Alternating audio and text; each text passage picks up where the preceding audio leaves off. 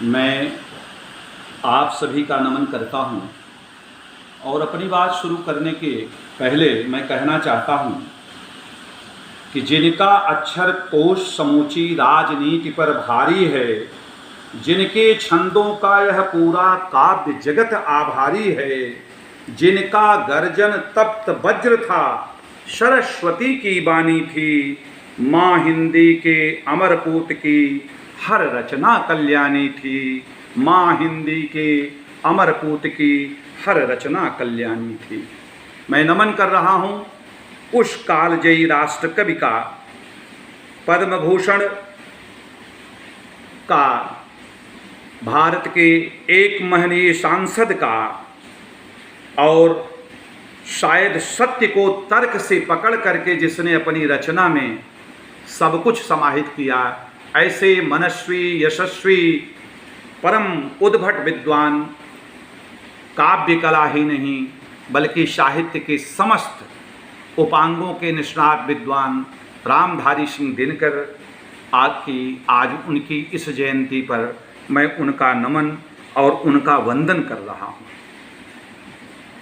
साहित्य, कला, संस्कृत, विज्ञान और राजनीति, अगर इन सारे प्रश्नों को एक साथ, इन मूलभूत प्रश्नों की अगर कोई प्रगतिशील व्याख्या किया है तो उसमें एकमात्र नाम स्पष्ट तौर पर सामने आता है और वह नाम आता है रामधारी सिंह दिनकर का।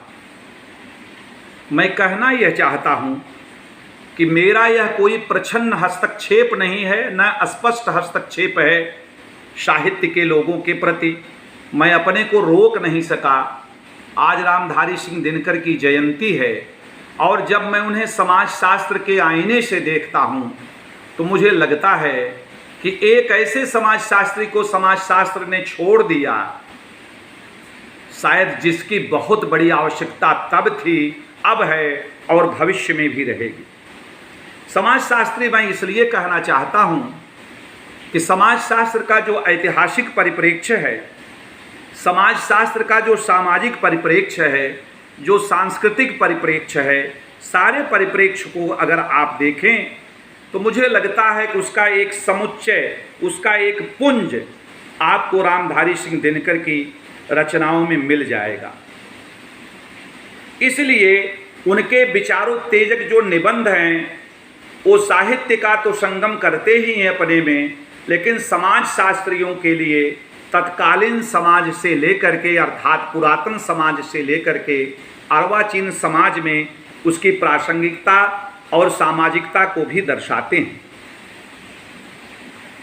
उनके जितने चिंतन प्रसूत निबंध हैं, अगर हम उनकी चर्चा करें तो प्रत्येक निबंध में आपको समाज शास्त्र दिखेगा और प्रत्येक रचना में हजारों हजार शोध प्रबंध तैयार किए जा सकते हैं। दुर्भाग्य से रामधारी सिंह दिनकर राष्ट्र कवि का, उस पद्म भूषण का, भारत के उस सांसद का शायद समाज शास्त्रियों ने, मुझे लगता है कि अपनी खोज में उनको समाहित नहीं किया और यह पक्ष छूटा रह गया। इसलिए आज मैं साहित्य के लोगों से हाथ जोड़कर प्रार्थना करता हूँ कि मेरा कोई आपके विषय में हस्तक्षेप नहीं है, केवल एक 10-12-15 मिनट का एक समाज शास्त्रीय उपागम को लेकर के मैं उनके बारे में सोचना चाहता हूँ, कुछ कहना चाहता हूँ। अच्छा, क्यों ना कहें, मैं ये कहता हूँ कि ये समाज शास्त्रियों का एक प्रकार से योग है साहित्य में, योग नहीं बल्कि कह सकते हैं कि सामाजिक प्रयोग है। तो इस सामाजिक ये प्रयोग के नाते कहीं जो कुछ भी गलती होती है आप उसे क्षमा करिएगा। साहित्यविदों से तो मेरी विशेष प्रार्थना है कि अपने आईने से न देख करके एक समाज शास्त्री बिंदु से चिंतन करके हमको माफ़ करिएगा, क्योंकि समाजवाद के अंदर जो साहित्य है उसको उकेरने का काम अगर किसी ने किया है तो रामधारी सिंह दिनकर ने किया है। इसलिए मैं मानता हूँ कि जब भी कहीं आप देखें समाज शास्त्र के जिन प्रमुख आधारों को अगर आप देखना चाहते हैं, चाहे मार्क्सवाद को देखें या जिस परिप्रेक्ष्य से आधुनिक समाज शास्त्र की दृष्टि से देखें, आप जितने परिप्रेक्ष्य घटना शास्त्री से लेकर जितने परिप्रेक्ष्य आप लेंगे, मुझे लगता है कि रामधारी सिंह दिनकर का सब में योगदान है, क्योंकि वो साहित्य के भी थे, कला भी थी, संस्कृत भी थी, विज्ञान संस्कृत भी था और विज्ञान भी था, राजनीति क्या भी था। कहने का मतलब यह है कि अगर उनकी प्रासंगिकता को देखा जाए तो चिरकाल तक उनकी प्रासंगिकता अक्षुण्ण रहेगी। अब आप केवल एक सामान्य सी अगर उनकी पुस्तक को लेते हैं और समाजशास्त्रीय दृष्टि से अगर किसी को आधारभूत समाज की, भारतीय समाज की संरचना का अध्ययन करना हो, तो मेरा मानना है कि वह स्नातक स्तर पर जब भी समाजशास्त्र की पुस्तकें पढ़ता है, उसे सबसे पहले उनकी रचना संस्कृत के 4 अध्याय पढ़ना चाहिए। आर्यों से लेकर आर्येतर संस्कृत से लेकर जिस शीर्षक को उन्होंने लिखा है भारतीय जनता की रचना, अगर आप उसे पढ़ेंगे तो सीधे स्पष्ट आपको लगेगा कि भारतीय समाज की रचना है। वैदिक से लेकर, बौद्ध से लेकर, इस्लाम से लेकर, भक्ति आंदोलन से लेकर के, साहित्य और भाषा से लेकर के अगर आप देखेंगे तो एक अकेली पुस्तक संस्कृत के 4 अध्याय ही एक पूर्ण समाजशास्त्री का सशक्त हस्ताक्षर है, जो आपके सम्मुख आएगा और आपको बहुत कुछ दे जाएगा। उन्होंने तमाम लोगों के ऐसे तमाम वक्तव्यों को उसमें समाहित किया है।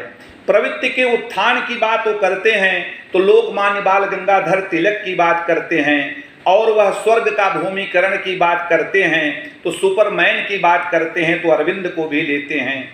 धर्म संस्थापन की बात करते हैं अगर भारतीय समाज में तो रामकृष्ण को लेते हैं, और विश्व दर्शन की जब बात करते हैं तो वो सर्वपल्ली राधाकृष्णन को भी नहीं छोड़ते। गांधी का तो मुझे लगता है कि संपूर्ण दर्शन उनकी रचना में है।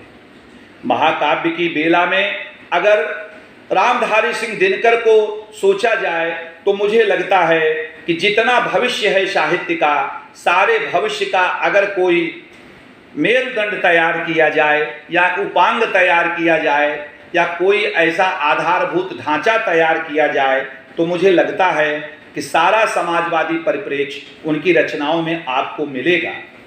इसलिए मैं कहना चाहता हूं कि समाजशास्त्रियों को भी उनकी रचनाओं से थोड़ा सा अध्ययन करना जरूरी है। मैं एक बात और कहना चाह रहा था कि पूर्वाग्रहों की छाया से निकल करके हम इस पर विचार करें।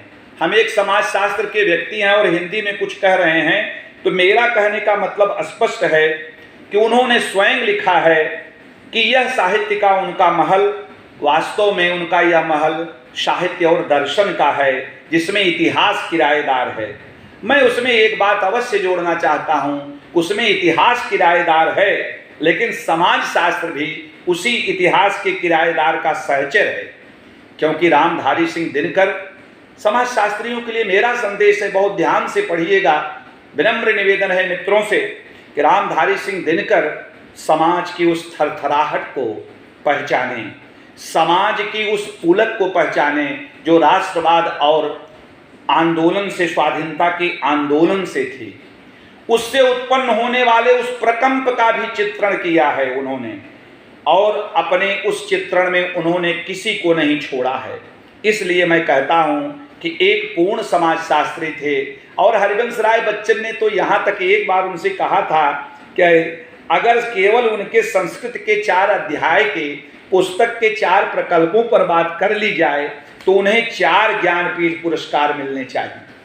अब आप समझें कि 4 ज्ञानपीठ पुरस्कार मिलने की बात करते हैं। हमारे कहने का क्या मतलब है? मुझे कहने का यह मतलब है कि हमारी सांस्कृतिक एकता,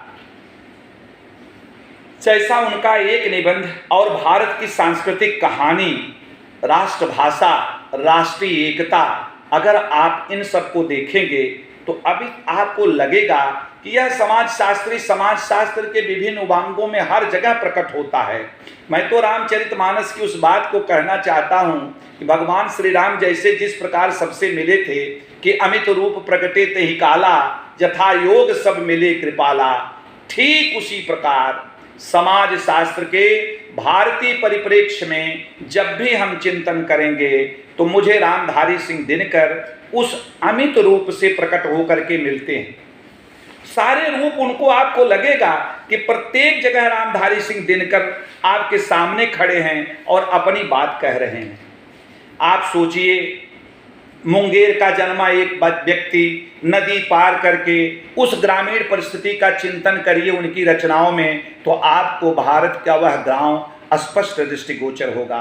पटना कॉलेज में पढ़े, इतिहास के विद्वान रहे, इतिहास में ऑनर्स किया, दर्शन शास्त्र के रहे, विद्यालय के प्रधानाचार्य रहे, सब रजिस्ट्रार रहे, डिप्टी डायरेक्टर जनसंपर्क विभाग में रहे। 12 वर्ष तक भारतीय संसद का उन्होंने प्रतिनिधित्व जिस ढंग से किया है, जिस स्पष्ट भाषिता से किया है, शायद ऐसा कोई नहीं होगा।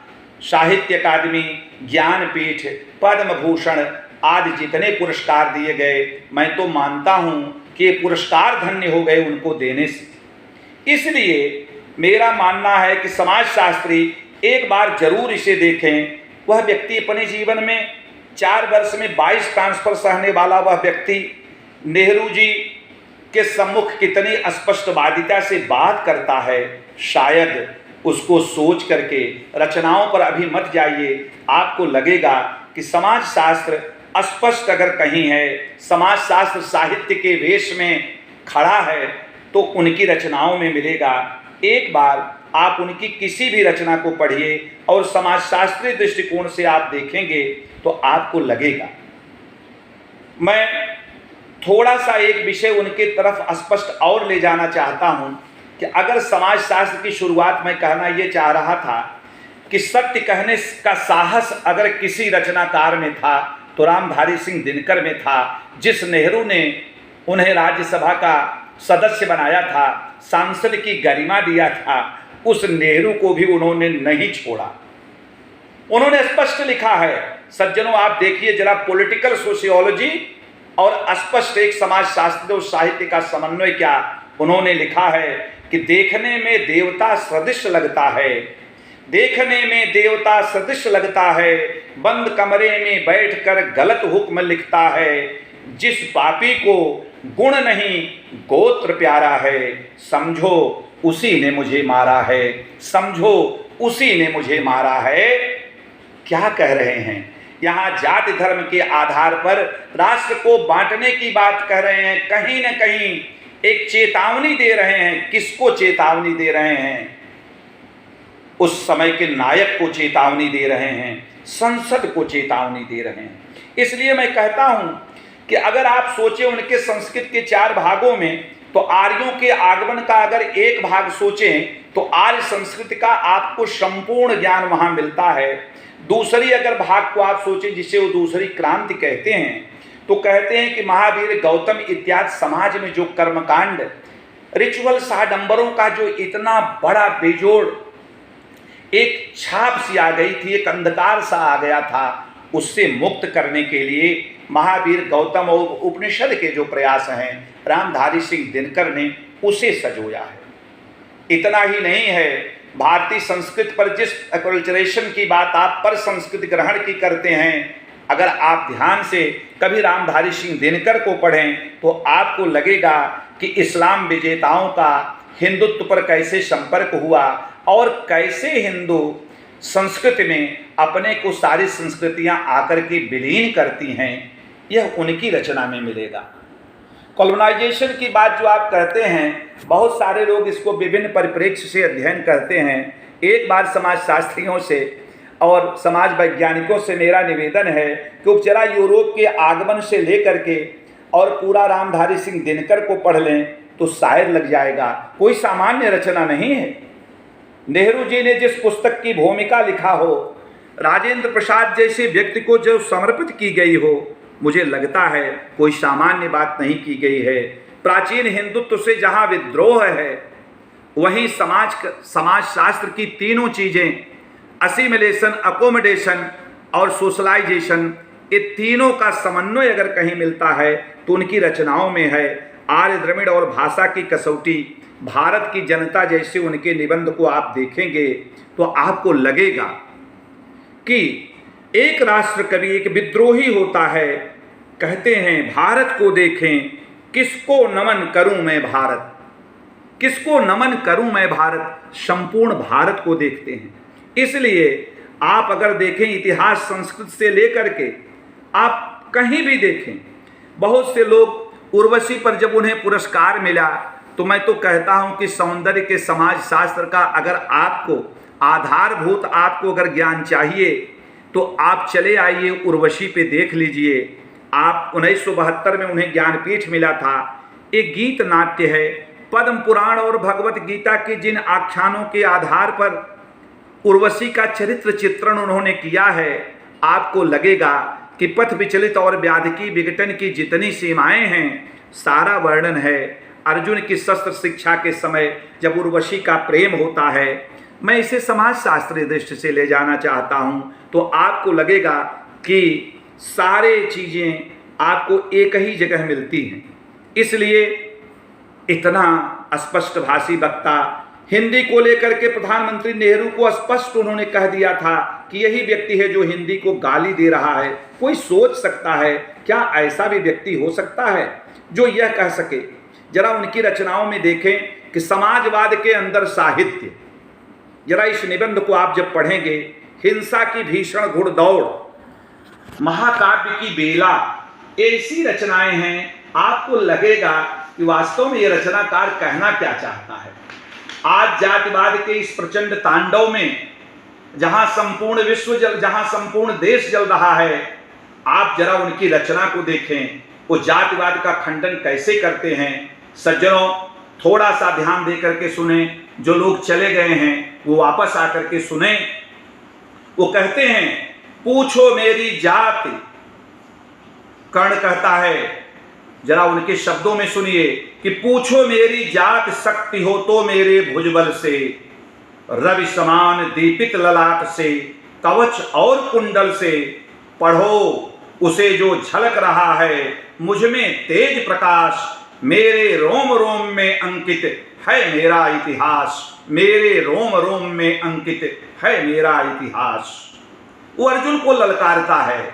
एक तरफ जातिवाद और राजधर्म का मणिमुकुट लगा करके एकदम ऊंचा आकाश है, तो दूसरी तरफ कर्तव्य पथ और सच्ची सच्चरित्र पथ से लेकर के और जात के बंधन को तोड़ते हुए कर्म का आसक्त कह रहा है कर्ण, अर्जुन बड़ा वीर क्षत्रिय है तो वह आगे आवे और क्षत्रित्व का तेज जरा मुझको भी दिखलावे, अभी छीन इस राजपुत्र के कर से तीर कमान, अपनी महाजात क्या दूंगा मैं तुमको पहचान। श्रीमद् भगवत गीता के उस दर्शन से, भारतीय संस्कृत के उस दर्शन से कि जन्म ना जायते शूद्रः संस्कारं द्विजुच्यते, अगर पढ़ना है आपको पुरुषार्थ चतुष्टय पढ़ना है, आश्रम व्यवस्था पढ़ना है, आपको डॉक्ट्रिन ऑफ कर्म पढ़ना है, तो आप लौटिए और रामधारी सिंह दिनकर के उस साहित्य को देखिए। एकदम स्पष्ट लिखा है उन्होंने, ऐसी रचना आपको नहीं मिलेगी। युगरीति को जरा देखिए, उन्होंने समाज को कैसे कहा है कि समाज कितना विभाजित है और इस विभाजित समाज में गरीबी एक अभिशाप है, लेकिन अगर जो कर्म पथ पर अथक योद्धा बन करके ध्वज लेकर के चलता है उसे गरीबी कोई अभिशाप नहीं होती। जरा एक दूसरी रचना को देखें और ध्यान से सुने, कहते क्या हैं कि नहीं फूलते कुसुम मात्र राजाओं के उपवन में। यहां कवि चेतावनी दे रहा है आज के इस पूंजीवादी समाज को, बहुत ध्यान से सुनिए। यहां कवि चेतावनी दे रहा है कि नहीं फूलते कुसुम मात्र राजाओं के उपवन में, अमित बार खिलते हैं वे पुर से दूर कुंज कानन में। क्या कह रहा है? कुंज कानन में, यानी आज के समाज का जो विभेदक परिस्थिति है, जहां अमीर गरीब की जो परिस्थिति है, वो कहते हैं अमीरी ही नहीं बल्कि कुंज कानन माने गरीबी, ग्रामीण में भी वो प्रतिभाएं हैं। इसलिए जरा युगरीत को देखिए कैसे कवि जोड़ता है कि नहीं फूलते कुसुम मात्र राजाओं के उपवन में, अमित बार खिलते वे पुर से दूर कुंज कानन में, जलद पटल में छिपा। जलद पटल में प्रतिभा कभी छिपी नहीं रहती, चाहे गांव की हो चाहे जहां की हो, कभी उस समय पहचाना है, जरा देखिए। कहते हैं कि जलद पटल में छिपा किंतु रवि कब तक रह सकता है, अरे युग की अवहेलना सूरमा कब तक सह सकता है, युग की अवहेलना सूरमा कब तक सह सकता है। इसीलिए आप देखिए जितने सामाजिक आंदोलन हुए हैं सज्जनों, सारे सामाजिक आंदोलन केवल आप जरा चले जाएं कि जब समाज तटस्थ हो जाता है तो वह समाज अंतिम रूप से वह समाप्त होने की स्थिति में आ जाता है, उस पर चेतावनी देता है कवि और कहता है कि युग की अवहेलना को सूरमा कभी नहीं सह सकता है। जरा ध्यान से देखिए, इस बात को उन्होंने बहुत जगह कहा है। मैं तो कभी कभी सोचता हूँ, आगे कहते हैं कि फूल के आगे, अब जरा देखिए, अब थोड़ा सा कभी कभी मैं यही कहता हूँ कि सामाजिक आंदोलन की बात पर मैं कर लेता हूँ, तब उनके सौंदर्य पर आता हूँ। वो कहते हैं कि मांटेस्क्यू आज उस बात को कह रहा है, आज तमाम समाजशास्त्री कह रहे हैं और भारत के महाकवि ने उस बात को कहा था, जरा ध्यान दीजिए। वो कहते हैं कि अगर समाज तटस्थ होगा जैसे आज तटस्थ हो गया है, सड़क पर पड़ा आदमी चित्कार रहा है, आदमी मोटरसाइकिल लेकर के चला जा रहा है। सज्जनों, इस तटस्थ समाज की बात को बहुत ध्यान से रामधारी सिंह दिनकर ने सुना था। वो कहते हैं, जरा आप देखिए, आप सोशियोलॉजी, आप मूवमेंट की बात, आंदोलन की बात देखिए, सामाजिक आंदोलन के समाजशास्त्र की बात देखें तो कहते हैं कि समर शेष है नहीं पाप का भागी केवल व्याध, समर शेष है नहीं पाप का भागी केवल व्याध, जो तटस्थ हैं समय लिखेगा उनका भी अपराध, जो तटस्थ हैं समय लिखेगा उनका भी अपराध। रामधारी सिंह दिनकर को जिन्होंने सांसद बनाया उनके साथ भी तटस्थ नहीं रहे, खुल करके उनकी आलोचना करते हैं। तो मैं कहना ये चाह रहा था, ये महाकवि जीवन का कोई ऐसा पक्ष नहीं है जिस पक्ष को उस महाकवि ने छोड़ा हो। इसीलिए आप देखें महाकवि के बारे में जरा आप उनके सौंदर्य के एक पक्ष की जिसकी बात मैं करता हूं, जरा उस सौंदर्य के पक्ष को भी देख लीजिए, आपको लगेगा कि क्या उन्होंने लिखा है। उर्वशी में लिखते हैं कि फूल के आगे वही असहाय हो जाता है। कौन?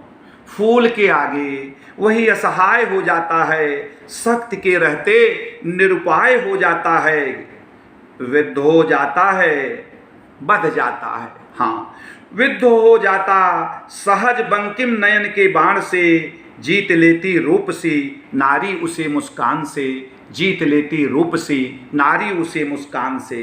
क्या कहते हैं। और विवेक को जरा देखिए, कवि दुर्योधन के पास क्या कवि कहता है, आप थोड़ा सा ध्यान दें। कवि कहता है जरा दुर्योधन का कि विवेकशीलता, विवेक और तर्क की कसौटी पर जिन्होंने अपने को नहीं कसा, जिनके कर्म तर्क की कसौटी पर सही नहीं उतरते, जो विवेकपूर्ण कार्य नहीं करते, अंत में उनका क्या क्या दशा होती है। इस पर वो कहते हैं दुर्योधन के लिए कि जब नाश मनुज पर छाता है तो पहले विवेक मर जाता है, जब नाश मनुज पर छाता है। जरा विचार करें कि हर पक्ष को कोई ऐसा पक्ष नहीं है जिस पक्ष को उन्होंने छुआ न हो। मैं तो मानता हूं कि शायद उन्होंने जो लिखा है अर्धनारीश्वर में, मैं कभी सोचता हूं कि क्या कहते हैं, क्लेश मात्र रस नहीं हृदय की पपरी फूट रही है, मानव का सर्वस्व निरंकुश मेधा लूट रही है। जरा ध्यान दीजिएगा, आज का समाज जो लुटेरा है, हम मल्टीनेशनल कंपनियों की तरफ नहीं जाते हैं, हम किसी का आलोचना नहीं करते हैं, लेकिन समाजशास्त्री सोचें, समाजशास्त्रियों के कर्म क्षेत्र का विषय मैं ले रहा हूं।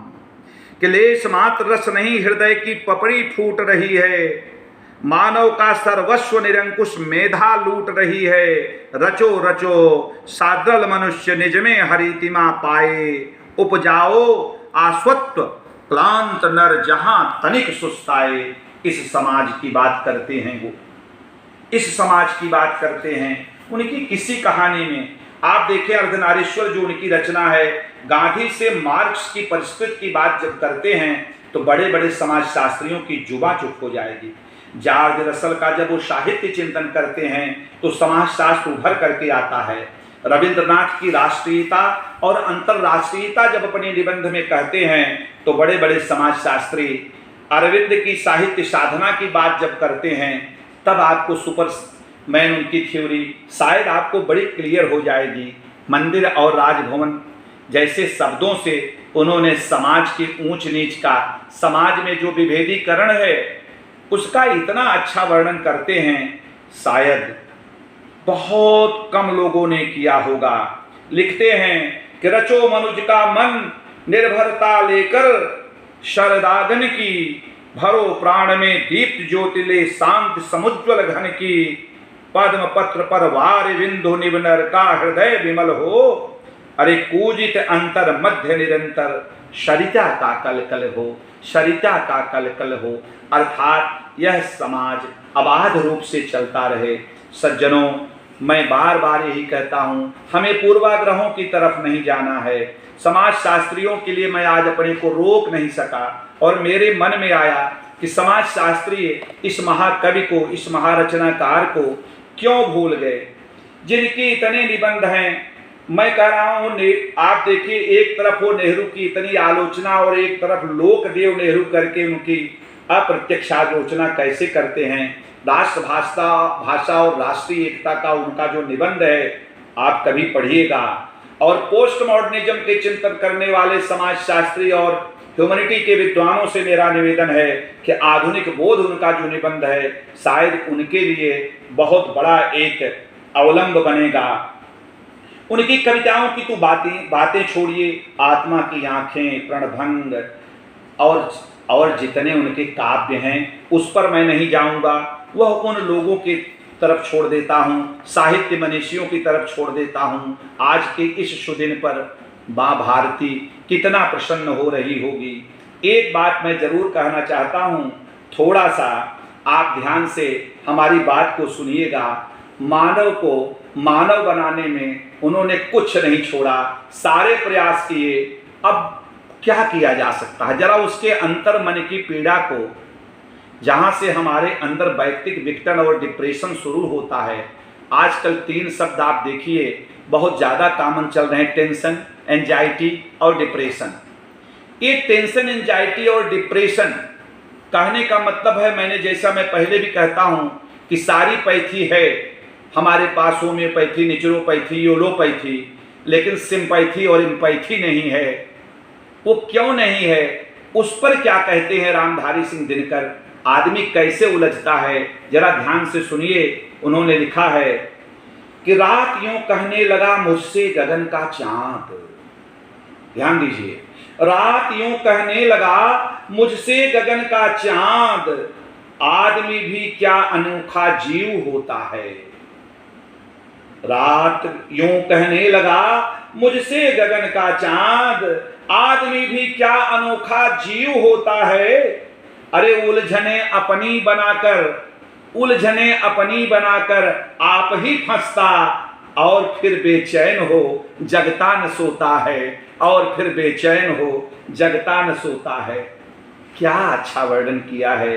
मैं आज इस 23 सितंबर को भारत के सांस्कृतिक राष्ट्रवाद के प्रणेता, जन जन में यथो नामो ततो गुणः के दीनदयाल जी को और महाकवि रामधारी सिंह दिनकर को नमन करता हूँ। शायद समाजशास्त्री आज के दिन इन दोनों समाजशास्त्रियों को, जिन्हें साहित्य के लोग, उससे हम हाथ जोड़ करके केवल उनके कुछ पक्ष को प्राप्त करने की, मांगने की प्रार्थना करता हूँ। अगर शायद समाजशास्त्री इस पर विचार करेंगे तो एक नव उदीयमान समाजशास्त्र का अभिनव प्रयोग समाजशास्त्र में हो सकेगा, जो भारतीय संस्कृति को देखेगा। और समाजशास्त्र के विद्यार्थियों से मेरा निवेदन है कि संस्कृत के 4 अध्याय को अगर आप पढ़ करके अपनी आधारी समाजशास्त्र की भावभूमि तैयार करेंगे तो मुझे लगता है कि आप एक अच्छे नागरिक होंगे, एक अच्छे समाजशास्त्री होंगे। साहित्यवेत्ताओं, मनीषियों को मैं फिर से नमन करता हूँ। उनके अधिकार क्षेत्र में जाकर के मैंने थोड़ा सा उनको चुभन जो दी है उससे वो नाराज न हो, मैं उनसे प्रार्थना करता हूँ और आप सभी के प्रति प्रार्थना करता हूँ। समाजशास्त्री होने के नाते आप जितना संभव हो सके हमारी इस बात को शेयर करके विस्तार करिएगा। आप सभी को प्रणाम, बहुत बहुत धन्यवाद, नमन, वंदन।